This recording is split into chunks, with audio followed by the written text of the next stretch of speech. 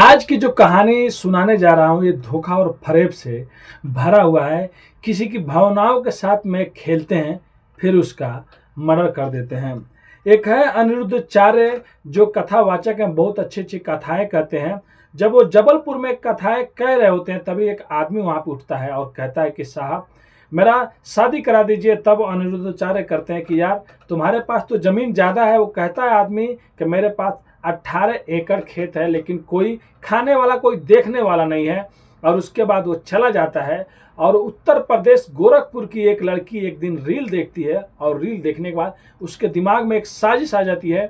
वो अपने एक भाई को भेजती है और उसका भाई जाके शादी के लिए बात करता है। वो इंसान बहुत ज़्यादा खुश होता है, लेकिन उसको क्या मालूम रहता है कि जिस दिन शादी होगा, जिस दिन सुहाग रात रहेगा, उसी दिन उसकी ही दुल्हन कातिल बन जाएगी और अपने दोस्तों के साथ मिलकर उसका कत्ल कर देगी। और पुलिस बहुत मशक्कत के साथ उत्तर प्रदेश कुशीनगर की पुलिस काम करती है।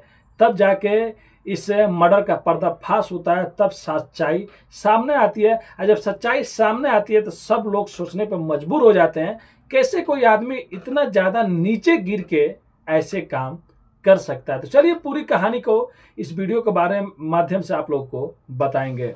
तो नमस्ते, आदाब, सत श्री अकाल। आज की जो सच्ची घटना मैं आप लोग को सुनाने जा रहा हूँ, एक घटना शुरू होती है उत्तर प्रदेश का एक जिला लगता है कुशीनगर, और कुशीनगर का एक थाना लगता है कसया, और उसी क्षेत्र का एक और थाना लगता है हाटा, और हाटा से कुछ दूर पे एक गांव लगता है जिसका नाम सुकरौली होता है।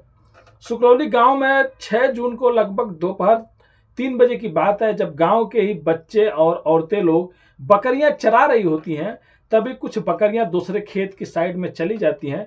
तो कुछ औरतें कहती हैं छोटे बच्चे लोग से जाकर उधर से बकरियां लेकर आ जाओ। जब बच्चे वहां पे जाते हैं, देखते हैं तो चिल्लाने लगते हैं। फिर औरतें जाती हैं, फिर उसी गांव की जो सभासद वार्ड मेंबर रहती है वो जाकर देखती है।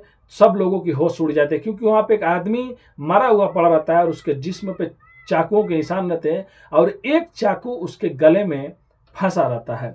अब तुरंत वो सभासद जो रहती है वो पुलिस को फोन करती है। उस टाइम कसया का जो इंस्पेक्टर होते हैं वो पहुंचते हैं और जो हाटा के एसएचओ रहते हैं ये लोग जाते हैं। और जाने के बाद उस लाश को कब्जे में लेते हैं, और लाश को कब्जे में लेने के बाद फॉरेंसिक टीम भी जाती है और जांच होने लगता है।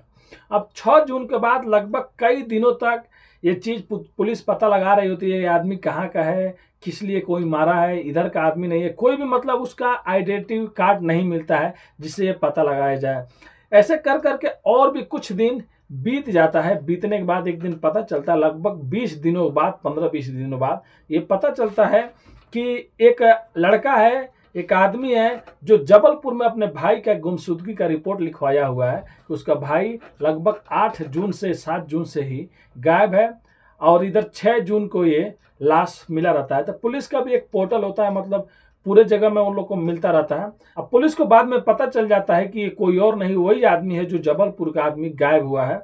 बाद में पुलिस इस आदमी का मोबाइल का पूरा ब्यौरा निकालती है, पूरा मतलब किससे किससे बात किया है, सीडीआर निकालती है। फिर बाद में उसमें 3 नाम आता है। पुलिस को 3 नाम मिलते हैं, खुशी तिवारी और कौशल गौड़ और शमसुद्दीन अंसारी। इन तीनों का सीडीआर जब निकलता है तो इन तीनों का ही नंबर वहां से निकलता है। पुलिस इन तीनों को उठाती है जो गोरखपुर के आसपास के ही रहने वाले रहते हैं, कूड़ा घाट में लोग रहा करते थे। अब कहानी में एक और ट्विस्ट आती है। जो खुशी तिवारी रहती है असल में उसका नाम साहिबा बानो होता है, और कुछ साल पहले ही वो लव मैरिज करके कौशल गौड़ के साथ में शादी की थी। फिर उसके बाद वो खुशी तिवारी बन जाती है, और जो कौशल गोल्ड रहता है आखिर में ये भी संदीप कुमार बन गया रहता है। जब पुलिस अपने तरीके से इन तीनों से पूछताछ करती है तब कहानी बाहर आती है। तब ये लोग जो घटना को अंजाम दिए रहते हैं अपनी मुंह जबानी ये लोग बताते हैं। ये लोग कहते हैं कि एक दिन जो खुशी तिवारी थी यानी कि साहिबा बानो मोबाइल में रील देख रही थी, तभी अनिरुद्धाचार्य जी का एक रील उनके सामने आता है जिसमें वो कहते हैं कि तुम्हारे पास तो इतना धन है, इतना पैसे, क्या किसी को तुम्हारी जमीन दिखाई नहीं दे रही है। वो आदमी उस रील में कहता है कि मेरे पास 18 एकड़ है, लेकिन कोई घर में कोई देखने वाला नहीं है, अगर मतलब मेरी शादी हो जाती तो कोई आ जाता। इसी चीज का वो खुशी तिवारी फायदा उठाती है और अपने पति कौशल गौड़ को कहती है, और तीनों लोग मिलकर प्लान बनाते हैं। उसके बाद वो कौशल गौड़ संदीप कुमार बन के जबलपुर जाता है, और जबलपुर जाने के बाद उस आदमी से मिलता है इंद्र कुमार से, और कहता है कि मेरी बहन की शादी मैं आपसे कराऊंगा और वो आपको पसंद करती है। वो इंद्र कुमार बहुत खुश हो जाता है। खुश होने के बाद वो खुशी तिवारी का फोटो देखता है, वो फोटो भी दिखाता है और दिखाने के बाद वो कहता है कि आप कभी भी आइए उत्तर प्रदेश गोरखपुर, आपका हम लोग शादी करा देंगे। फिर उसके बाद इंद्र कुमार उसको अच्छे होटल में लेके जाता है, अच्छे से खाना वाना खिलाता है, वो बहुत खुश होता है और वहीं पे एक दूसरे के लोग नंबर ले लेते हैं। जब वो वहाँ से आ जाता है 27 मई से फिर आ जाता है, वो नंबर दे देता है। ये बात लगभग मई से ही शुरू होती है। मई में ये लोग मतलब प्लानिंग करते हैं और मई में प्लानिंग करने के बाद ये जाकर वहाँ से नंबर दे के जब चला आता है तो खुशी तिवारी यानी कि साहिबा बानो अभी इंद्र कुमार से बात करने लगती है। बात करते करते वो कहती है कि तुम आ जाओ और आने के बाद आके मेरे भाई को या हम लोग इधर ही शादी कर लेंगे, लेकिन किसी को बताना नहीं कि तुम क्या करने आ रहे हो। अब वो 600-700 किलोमीटर पार करके वहां से गोरखपुर आ जाता है, लेकिन आने से पहले अपने भाई को एक दिन बता देता है कि मुझे एक लड़की मिल गई है और बहुत अच्छी है, उसका फोटो दिखा देता है, मैं जा रहा हूँ शादी करने। लेकिन ये नहीं बताया जाता कि वो कहाँ जा रहा है। वो वहां आता है 2 जून को और 2 जून को गोरखपुर आ जाता है। 2 जून को गोरखपुर आने के बाद ये लोग उससे मिलते हैं तीनों लोग, और मिलने के बाद 3 जून को इसको एक जगह लेके जाते हैं और वहां पर लेके जाने के बाद एक हलफनामा लिखवाते हैं कि अगर भविष्य में आपको कुछ हो गया तो आपका जो भी जमीन रहेगा उसके मालिक आपकी बीवी पत्नी यानी कि साहिबा बानो बनेगी, खुशी तिवारी। और उसके बाद उसका जो भाई है संदीप कुमार, जो कि उसका ही पति रहता है लेकिन उसके सामने भाई बनने का नाटक करता है, वो बनेगा। एक हल्फनामा बनता है और ये लोग 5 जून को कुशीनगर जिला के कसिया में जाते हैं, एक होटल में रुकते हैं और वहीं पे ये लोग झूठ मूठ का रूम में शादी करते हैं। और बेचारा बहुत ज़्यादा खुश रहता है और खुशी का उसका कुछ मतलब ठिकाना नहीं रहता है। और उसके बाद ये लोग शाम को खाना खा रहे होते हैं, लेकिन शाम को खाना खाने के टाइम ही उस बेचारे को क्या मालूम रहता है कि जिस पत्नी के लिए मैं इतना दूर आया, जिसके लिए मतलब मैंने सपने देखे थे 40-42 साल में, 45 साल में चलो कोई मिल जाएगी, तो मेरे पास इतने पैसे हैं, जमीन है, सब चीज़ देख लेंगे। और वो पैसे भी ज़्यादा लेके आया था, जेवरात भी लेके आया था कुछ वहाँ से। लेकिन ये लोग खाने में नशीली पदार्थ मिला देते हैं। जब वो आदमी बेहोश हो जाता है इंद्र कुमार, तब उसके बाद ये लोग अपने कार में बैठाते हैं और कार में बैठाने के बाद ये थाना हाटा के जो थोड़ा सा दूर पर सुकरौली है सुकरौली जाते हैं। उधर ही थोड़ा जंगल टाइप का रहता है।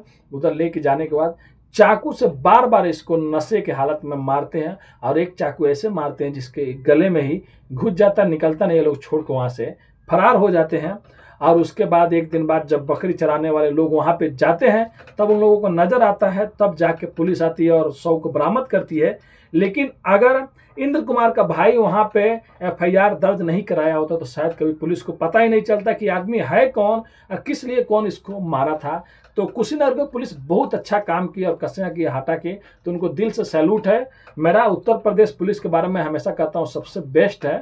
तो देख सकते हैं कैसे एक लड़की और उसका पति और उसका दोस्त तीनों लोग मतलब अमीर बनने के लिए, पैसे कमाने के लिए इस हद तक गिर गए कि जो आदमी बेचारा जिसके माता पिता नहीं थे, जिसका कोई आगे पीछे नहीं था, वो अपनी दिल की बात पूरे समाज के सामने जहाँ पे कथा हो रही थी वहाँ पे बोल दिया। लेकिन उसी रील की वजह से, जिस रील में वो बोला था, ये लड़की और उसका पति और ये लोग तीनों लोग मिलकर उसका फायदा उठाते हैं और उसको वहाँ से बुला के उसके जज्बातों के साथ और उसके दिल में जो भी चीज़ रहता है उसके साथ में खेलते हैं। फिर बाद में उसके जो पैसे उसे जेवर रहते हैं सब लूट लेते हैं और उसका मर्डर कर देते हैं। तो ये है कुशीनगर की न्यूज, जहाँ पे एक खुशी बानो खुशी तिवारी बन के मर्डर करती है और उसका पति ही उसका भाई बन के जाता है और फिर बात करता है।